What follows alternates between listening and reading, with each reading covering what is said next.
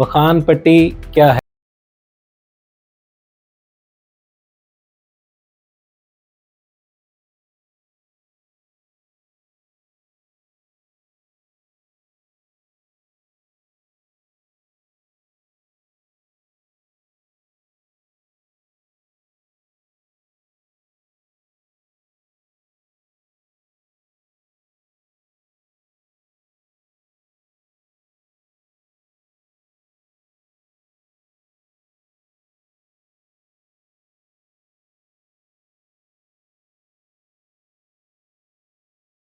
बिस्मिल्लाहिर्रहमानिर्रहीम। असदार चौधरी दिलबर शो के साथ व्यूवर्स, वखान पट्टी क्या है?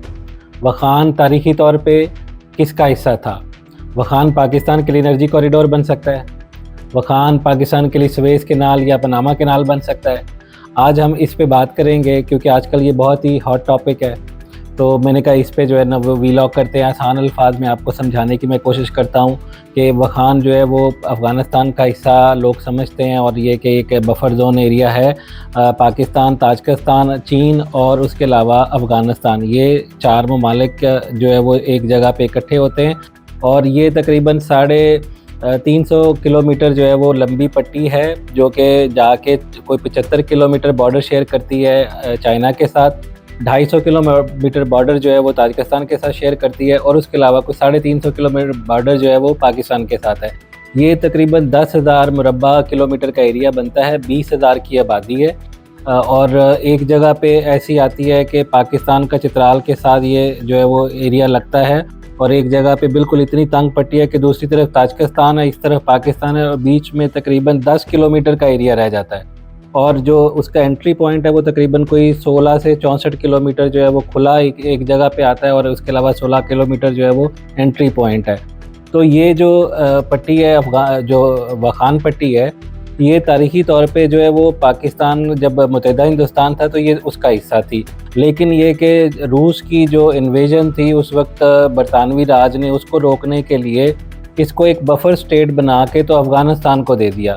1926 में वखान का जो मीर था मर्दान अली शाह, उसने चित्राल के साथ इसका इल्हाक करने की कोशिश की, लेकिन बरतानवी राज जो है उन्होंने मना कर दिया और अफ़गानिस्तान ने जो है ना उसको जो है वो उसके ऊपर जो है वो क्रैकडाउन किया, तो उसको भाग के पाकिस्तान आना पड़ा और पाकिस्तान में गिलगित बल्तिस्तान के अशकोमन के एरिया में उसको ज़मीनें दी गई और वो वहाँ पे आबाद हुआ।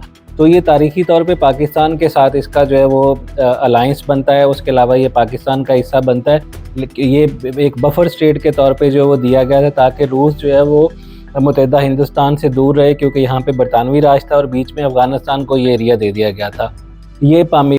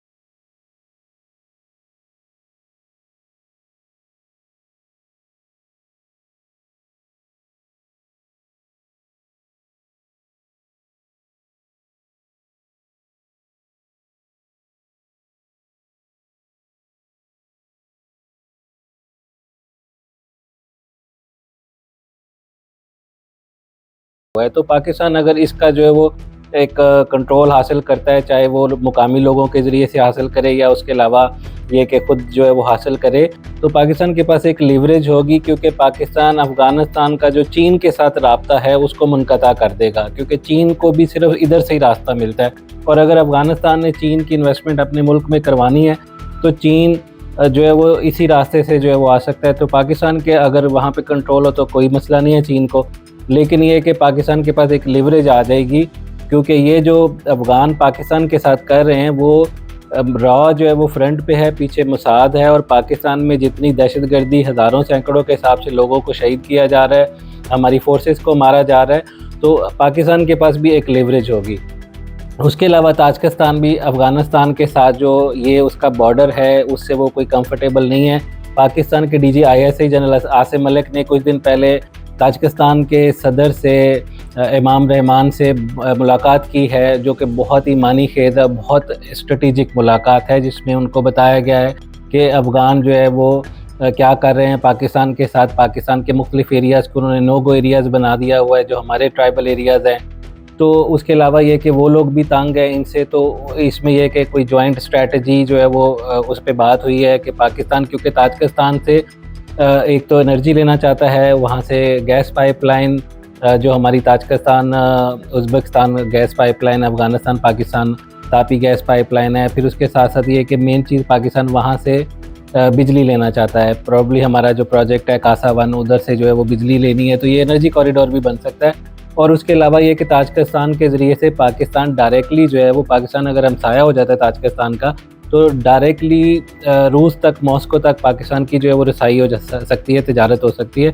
अफ़गानिस्तान जो है वो हमेशा से पाकिस्तान के लिए प्रॉब्लम कर रहा है। और ये जो अफ़गानिस्तान के अंदर तालिबान हैं, इसमें भी 3 ग्रुप्स हैं, एक शुमाली धात वाले हैं, एक कंधारी ग्रुप है, और एक उसके अलावा हक्कानी ग्रुप है। हक्कानी ग्रुप पाकिस्तान के साथ कंफर्टेबल हैं। उसके अलावा ये कि शुमाली धात वाले जो हैं वो भी इस वक्त कंधारियों के साथ कंफर्टेबल नहीं हैं। कंधारी जो हैं वो पाकिस्तान के लिए मसाइल पैदा कर रहे हैं। पाकिस्तान में जितने भी रॉ की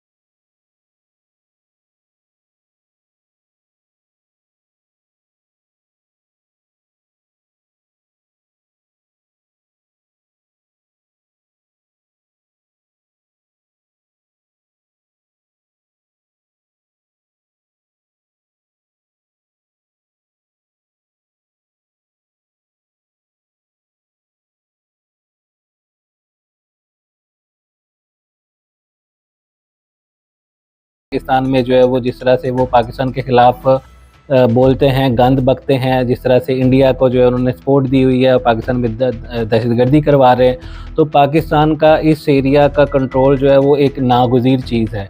और वैसे भी तारीख़ी तौर पे, जैसे मैंने पहले कहा कि ये हिंदुस्तान का जो है वो इलाका था बरतानवी राज के अंदर, लेकिन एक बफर ज़ोन के तौर पे अफ़गानिस्तान को दिया गया था। और 1926 में वैसे ही मीर मर्दान अली शाह जो है वो पाकिस्तान के चित्राल के साथ इसका इल्हाक़ करना चाहता था, और वो मीर जो है वो पाकिस्तान में है। तो ये वैसे ही पाकिस्तान का इसके ऊपर जो है वो क्लेम बनता है। और अगर कोई ऐसी चीज़ हो कि पाकिस्तान कल को जो है वो उनको कोई अपना ऐसा कोई कंट्रोल का छोटा-सा एरिया जो है वो ट्राइबल एरियाज़ वाली साइड पे, वो भी पाकिस्तान उनको दे सकता है। और दूसरी चीज़ ये कि एक और ज़हन में सवाल आता है कि क्या अफ़गानिस्तान जो है वो हमला कर देगा, कोई ऐसी दहशतगर्दी करेगा, तो उनकी इतनी कैपेसिटी नहीं है, उनके पास एयर फ़ोर्स नहीं है, उसके अलावा उनके पास कोई प्रॉपर आर्मी नहीं है। पाकिस्तान के पास मिसाइल टेक्नोलॉजी है, पाकिस्तान के पास जहाज़ हैं, पाकिस्तान के पास एयर स्ट्राइक करने की कैपेसिटी है, पाकिस्तान न्यूक्लियर स्टेट है, तो पाकिस्तान पे हमला तो नहीं कर सकते।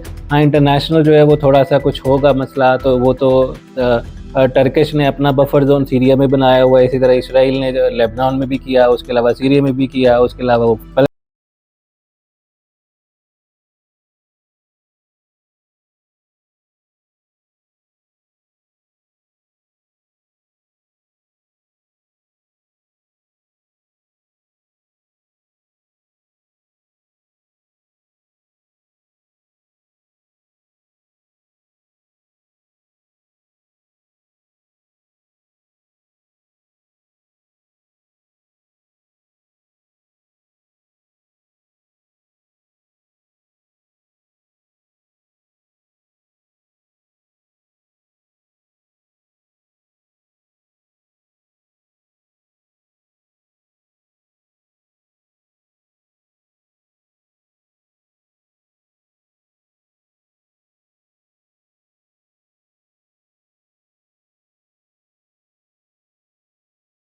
पाकिस्तान को रूस के साथ खित्ते में अगर कल को जो है वो जिस तरह से बैनुल-अक़वामी तब्दीलियाँ आ रही, ब्लॉक्स बन रहे हैं, तो इस खित्ते में चीन और उसके अलावा रूस के साथ डायरेक्ट बॉर्डर्स पाकिस्तान के जो है वो होने चाहिए, वसी होने चाहिए।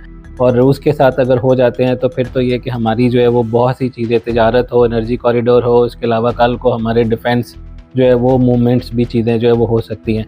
तो उम्मीद है इंशाल्लाह ये कि पूरी कौम जो है वो अपनी फोर्सेस के साथ, उसके अलावा अपनी गवर्नमेंट के साथ, बजाय इसके कि जो इसके बारे में जो आवाज़ें उठाते हैं वो एक तो गद्दार माइंडसेट है, पीटीआई के सपोर्टर ज़्यादा हैं और वो पाकिस्तान के मफाद के ख़िलाफ़ ही हमेशा बात करेंगे और वो उनको बड़े उसमें असूल याद आ जाते हैं। जब पाकिस्तान की फ़ोर्सेस पे हमला होता है तो उस वक्त कोई असूल याद नहीं आते, जब पाकिस्तान में शहीद होते हैं तो वो कोई याद नहीं आते। उसके अलावा पाकिस्तान में केपीके के अंदर जो है वो कई अज़ला जो है वो शाम 6 बजे के बाद नो गो एरियाज़ बन जाते हैं, तालिबान वहाँ पे कंट्रोल हासिल कर लेते हैं, तो तब उनको कोई असूल याद नहीं आते। तो अगर पाकिस्तान जो है वो यहाँ पे अपना कंट्रोल हासिल करता है तो पाकिस्तान में अमन भी हो जाएगा, अफ़गानिस्तान अपनी हरकतों से बाज भी आ जाएगा और उसके अलावा पाकिस्तान जो है वो ऑफेंस वहाँ पे जाके करेगा नहीं। पाकिस्तान चाइना को रास्ता भी देगा, अफ़गानिस्तान की तरफ भी, और सिल्क रूट से वैसे भी चाइना का पाकिस्तान के साथ जो है वो ट्रेडिशनली जो है वो तिजारत होती है। तो मैंने कहा इसके ऊपर जो है वो आपको वीलॉग करके मालूमात दी जाए। उम्मीद है आपको पसंद आया होगा प्रोग्राम वीलॉग, और इंशाल्लाह फिर आपसे दोबारा जो है वो अगले वीलॉग में मुलाकात होगी। अपना ख्याल रखिए। अल्लाह हाफ़िज़।